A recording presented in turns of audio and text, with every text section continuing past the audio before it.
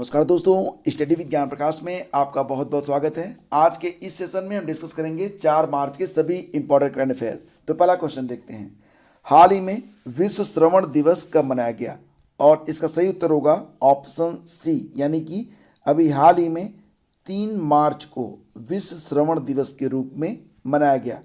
देखिए friends, world hearing day 2022 की theme क्या है?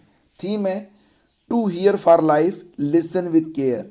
To hear for life listen with care, ये इसकी थीम है। थीम बड़ी इंपॉर्टेंट है, to hear for life listen with care. इसका उद्देश्य है बहरेपन और श्रवण हानि के प्रति लोगों को जागरूक करने के लिए यह दिन मनाया जाता है। WHO विश्व स्वास्थ्य संगठन ने पहली बार इसे कब मनाया था? 2007 में मनाया था। और याद रहे कि 3 मार्च को ही विश्व वन्यजीव दिवस भी मनाया गया था। इसके बारे में इसकी जो थीम है, और कल मैंने आपको पढ़ाया भी था विश्व वन्यजीव दिवस के बारे में, तो आपको याद भी होगा। आगे बढ़ते हैं, ये बताइए कि 35वां सूरजकुंड अंतर्राष्ट्रीय शिल्प मेले 2022 का थीम राज्य या कौन सा यूनियन टेरिटरी है? तो जो 35वां सूरजकुंड अंतर्राष्ट्रीय शिल्प मेला चल रहा है हरियाणा के फरीदाबाद में, तो इसे जो है जो थीम राज्य है इसका वो है जम्मू कश्मीर, यानी कि विकल्प बी सही है। अगर प्रश्न ये आए कि 35वें सूरजकुंड अंतर्राष्ट्रीय शिल्प मेले में थीम कंट्री कौन सी है, तब इसका उत्तर क्या होगा? तब इसका उत्तर हो जाएगा उज्बेकिस्तान। ठीक है, और थीम राज्य जम्मू कश्मीर है। जम्मू कश्मीर की बात आ रही है, आपको पता ही होगा उपराज्यपाल हैं मनोज सिन्हा, और सिंगल विंडो पोर्टल को लॉन्च करने वाला पहला जो यूनियन टेरिटरी बना था वो जम्मू कश्मीर ही बना था। बीजिंग ओलंपिक में भाग लेने वाले एकमात्र भारतीय खिलाड़ी आरिफ मोहम्मद खान कहाँ से हैं? जम्मू कश्मीर से ही हैं। 100% दोनों डोज देने वाला पहला गांव बना था व्यान गांव, जम्मू कश्मीर का। और जम्मू कश्मीर का पहला दूध गांव घोषित किया गया है जेरी गांव को। और एशिया का सबसे बड़ा जो ट्यूलिप गार्डन है कहाँ पर है?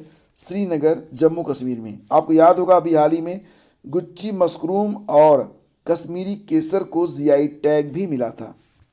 अगला क्वेश्चन है, हाल ही में राष्ट्रपति द्वारा कहाँ पर आरोग्य वनम का उद्घाटन किया गया? आरोग्य वनम, तो जैसा कि नाम से ही स्पष्ट है, ये ऐसे ये ऐसा क्षेत्र होगा जहाँ पर आरोग्य से संबंधित, आयुर्वेद से संबंधित तमाम वृक्षों को लगाया गया है। तो ये जो आरोग्य वनम है इसे राष्ट्रपति भवन दिल्ली में शुरू किया गया है, और हाल ही में इसे आम जनमानस के लिए भी खोल दिया गया है। अगर आप दिल्ली में रहते हैं तब आप यहाँ पर जाइएगा ज़रूर, काफ़ी शानदार अनुभव रहेगा आपका। आरोग्य वनम में आयुर्वेदिक पेड़ पौधों की लगभग 200 प्रजातियाँ लगाई गई हैं। और हाल ही में आपको याद होगा फॉरेस्ट सर्वे रिपोर्ट आई थी, तो इसमें सबसे ज़्यादा जो वन क्षेत्र वाला प्रदेश था मध्य प्रदेश था। क्योंकि यहाँ पर आम यानी कि जनरल जो एरिया के हिसाब से देखा गया है, तो उसमें सबसे ज़्यादा जो वन क्षेत्र है मध्य प्रदेश में है। सबसे कम वन क्षेत्र हरियाणा में पाए गए। प्रतिशत के हिसाब से देखेंगे तो सबसे ज़्यादा जो वन क्षेत्र है लगभग 85% से अधिक ये मिजोरम में है, और सबसे कम कहाँ पर है? ये हरियाणा में ही है। यानी कि हरियाणा क्षेत्रफल और प्रतिशत दोनों के हिसाब से सबसे कम वाले राज्यों में आता है। सबसे ज़्यादा वन क्षेत्र में वृद्धि हुई है आंध्र प्रदेश में, तो ये भी काफ़ी इंपॉर्टेंट है। आगे बढ़ते हैं, अगला क्वेश्चन देखते हैं, हाल ही में मनाए गए विश्व वन्यजीव दिवस यानी कि वर्ल्ड वाइल्ड लाइफ डे की थीम क्या है? वर्ल्ड वाइल्ड लाइफ डे अभी हाल ही मनाया गया था 3 मार्च को, जिसके बारे में मैंने आपको कल भी पढ़ाया था, आज भी बताया। तो इसकी थीम है रिकवरिंग की species for ecosystem restoration. Recovering की स्पीसीज फॉर इकोसिस्टम रेस्टोरेशन, तो इसको याद रखिएगा, एग्जाम के लिए बहुत इंपॉर्टेंट है। अगला क्वेश्चन देखते हैं, हाल ही में जारी सेंटर फॉर एनवायरनमेंट रिपोर्ट 2022 में भारत किस स्थान पर है? सेंटर फॉर एनवायरनमेंट रिपोर्ट 2022 अभी हाल ही में जारी हुआ है। इसमें भारत का जो स्थान है वो कितना है, ये प्रश्न है। तो सही जवाब है 120, यानी कि ऑप्शन बी यहाँ पर करेक्ट है। सेंटर फॉर एनवायरनमेंट रिपोर्ट 2022 में भारत की रैंक कितनी है? 120 है। रिपोर्ट के मुताबिक 2030 के जो SDG गोल हैं, सतत विकास लक्ष्य, उसको प्राप्त करने में भारत पूरी दुनिया में 120वें स्थान पर है। हाल ही में कुछ इंपॉर्टेंट इंडेक्स भी जारी किए गए जिसके बारे में आपको पता होना चाहिए। आइए इसका रिवीजन कर लेते हैं। International intellectual property index, international IP index 2022 में भारत की रैंक कितनी है? 43 है, टॉप पर अमेरिका है। ग्लोबल एंटरप्रेन्योरशिप मॉनिटर 2021-22 में भारत चौथे स्थान पर है, टॉप पर सऊदी अरब है। ग्लोबल डिजिटल स्किल इंडेक्स 2022 जारी किया गया, जिसमें भारत पहले स्थान पर है।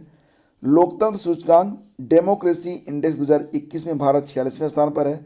सबसे अच्छा देश माना गया नार्वे, नार्वे टॉप डेमोक्रेसी है। करप्शन परसेप्शन इंडेक्स जारी किया गया, इसमें भारत 85वें स्थान पर है। खुशहाली इंडेक्स जारी किया गया था 2021 वाला, आपको याद होगा, भारत इसमें 139वें स्थान पर था, टॉप और फिनलैंड है। वैश्विक भुखमरी सूचकांक में भारत 101वें स्थान पर है और वर्ल्ड प्रेस फ्रीडम इंडेक्स में भारत 142वें स्थान पर है, टॉप पर नार्वे है। अगला क्वेश्चन है, हाल ही में जारी नाइट फ्रैंक की द वेल्थ रिपोर्ट 2020 के अनुसार 2021 में विश्व स्तर पर अरबपतियों की आबादी के मामले में भारत किस स्थान पर है। इस प्रश्न को ऐसे समझिए कि इस समय सारी दुनिया के जो अलग अलग देश हैं उनमें जो अरबपतियों की संख्या है उसके हिसाब से भारत किस स्थान पर है, तो भारत तीसरे स्थान पर है। भारत तीसरा ऐसा देश है जहां पर सबसे ज़्यादा अरबपति रहते हैं। तो भारत में अल्ट्रा हाई नेटवर्थ इंडिविजुअल्स की संख्या में 2021 में 11% की वृद्धि हुई है। अब ये जो अल्ट्रा हाई नेटवर्थ इंडिविजुअल्स होते हैं ये क्या होते हैं, देखिए फ्रेंड्स, इसमें अल्ट्रा हाई नेटवर्थ इंडिविजुअल्स में यानी कि UHNI में वो व्यक्ति आते हैं जिनकी कुल संपत्ति $30 मिलियन या उससे अधिक है।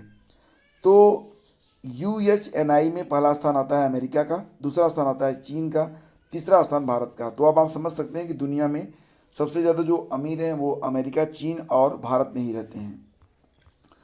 अगला क्वेश्चन है, हाल ही में LIC म्यूचुअल फंड के नए MD और CEO कौन बने हैं। तो यहाँ पर फ्रेंड्स याद रखिएगा कि हाल ही में LIC म्यूचुअल फंड के बारे में बात हो रही है। LIC म्यूचुअल फंड के जो नए MD और CEO बने हैं वो TS रामकृष्णन बने हैं। इन्होंने स्थान लिया किसका, दिनेश पांगटे का। और जो पुष्प कुमार जोशी और अनंत नागेश्वरन, इनके नाम भी आपको याद आते होंगे, अभी हाल ही में हमने इनके बारे में पढ़ा था।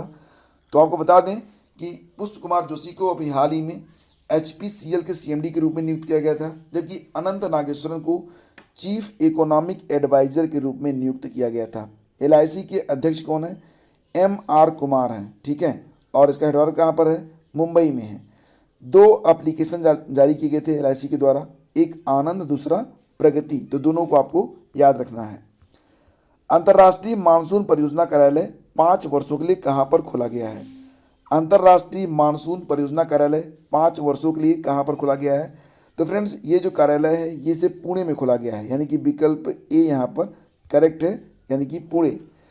तो राष्ट्रीय विज्ञान दिवस जो कि मनाया गया था कब, 28 फरवरी को, तो 28 फरवरी के दिन ही इस परियोजना की शुरुआत की गई है केंद्र सरकार के द्वारा। इसका उद्देश्य है मानसून के महत्व को उजागर करना। और आपको पता होगा कि ये जो अंतर्राष्ट्रीय मानसून कार्यालय है, यानी कि मानसून के लिए जो संस्था बनाई गई है, उसकी स्थापना 23 मार्च 1950 को की गई थी और हेडक्वार्टर इसका मिलेगा आपको जिनेवा, स्विट्जरलैंड में। अगला क्वेश्चन है, पश्चिमी वायु कमान के प्रमुख के रूप में किसने कार्यभार संभाला है। तो पश्चिमी वायु कमान के प्रमुख बने हैं अभी हाल ही में कौन, श्री कुमार प्रभाकरन, यानी कि विकल्प सी यहाँ पर करेक्ट है। तो एयर मार्शल श्री कुमार प्रभाकरन अभी हाल ही में पश्चिमी वायु कमान के air officer commanding in chief के रूप में नियुक्त किए गए हैं। पश्चिमी वायु कमान का जो मुख्यालय है ये कहाँ पर है, तो ये दिल्ली में है। अक्टूबर 2005 में प्रभाकरन को वायुसेना पदक मिला था और 2022 में उन्हें अति विशिष्ट सेवा के पदक से भी सम्मानित किया गया था। बात करते हैं इंडियन एयरफोर्स के बारे में। तो 26 जनवरी 1950 को इसकी स्थापना हुई मानी जाती है। वास्तविक रूप में इसकी स्थापना जब भारत में ब्रिटिश थे तभी की गई थी, रॉयल इंडियन एयरफोर्स के रूप में, और यह 8 अक्टूबर 1932 को अस्तित्व में आया था। यही वजह है कि प्रतिवर्ष 8 अक्टूबर को एयरफोर्स डे के रूप में मनाया जाता है। वर्तमान में चीफ ऑफ एयर स्टाफ कौन है, इनके नाम है एयर चीफ मार्शल विवेक राम चौधरी, तो जरूर याद रखिएगा। अगला क्वेश्चन है, सड़क पर रहने वाले जानवरों के लिए भारत की पहली मोबाइल एम्बुलेंस कहाँ पर स्टार्ट की गई है। तो दोस्तों सड़कों पर जो जानवर रहते हैं उनके लिए जो भारत की पहली मोबाइल एम्बुलेंस है वो चेन्नई में शुरू की गई है। विकल्प बी यहाँ पर आपका करेक्ट है, Chennai. Blue cross of India नाम का एक संस्था है, एक चैरिटी संस्था है, तो उसी के द्वारा इस एम्बुलेंस को लॉन्च किया गया है। चेन्नई में blue cross of India charity को हर दिन जानवरों की देखभाल के लिए लगभग 500 अनुरोध प्राप्त होते थे। तो हर जानवर को लेकर आना फिर उनका इलाज करना मुश्किल था, तो इसके लिए एक मोबाइल एम्बुलेंस बना दिया गया और मौके पर ही जाकर जानवर की देखभाल कर दी जाती है, उसका इलाज किया जाता है।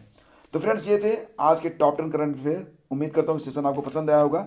अब आपके लिए आज का प्रश्न, ये बताइए कि 2001 से 2011 के दशक में उत्तर प्रदेश में महिला साक्षरता में कितनी वृद्धि हुई है।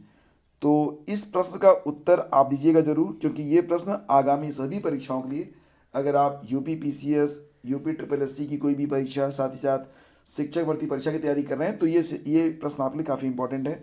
इसका उत्तर बताइएगा जरूर। Thank you so much. और हाँ, अगर वीडियो आपको पसंद आता है फ्रेंड्स, तब आप इसे प्लीज़ लाइक भी किया करें और चैनल पर अगर आप पहली बार हैं तो सब्सक्राइब करना बिल्कुल भी मत भूलिएगा। Thank you so much.